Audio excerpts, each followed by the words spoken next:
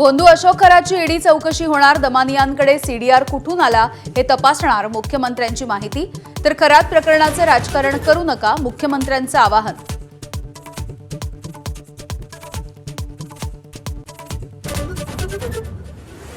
भोंदू अशोक खरातला फाशीची शिक्षा द्या, ज्यांचा खरात प्रकरणाशी संबंध त्यांच्यावरती कठोर कारवाई करा। राष्ट्रवादीचे खासदार सुनील तटकरेंची मागणी।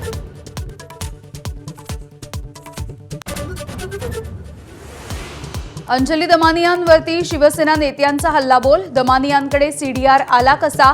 खरातच्या आडून एकनाथ शिंदेंना कोणीतरी अडकवू शकत नाही, मनीषा कायंदेंची दमानियांवर टीका।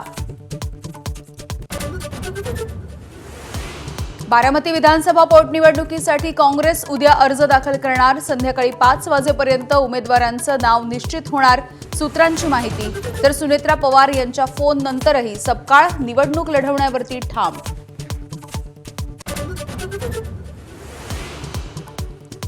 महाविकास आघाडीमध्ये राहुरी पोटनिवडणुकीचा पेच कायम। राहुरीबाबत पवारांची राष्ट्रवादी आज निर्णय घेणार।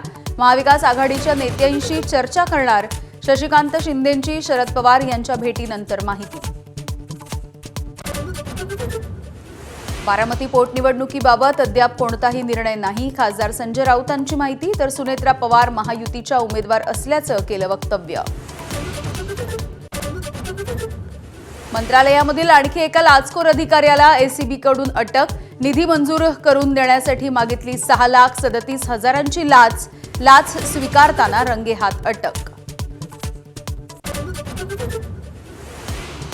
आसामचे मुख्यमंत्री हेमंता बिस्वा शर्मा भारतामधील सर्वात भ्रष्ट मुख्यमंत्री। प्रचार सभेमधून राहुल गांधींचा हल्लाबोल। तर काँग्रेसचे नेते हेमंता बिस्वा शर्मांना तुरुंगात टाकणार असल्याचा इशारा।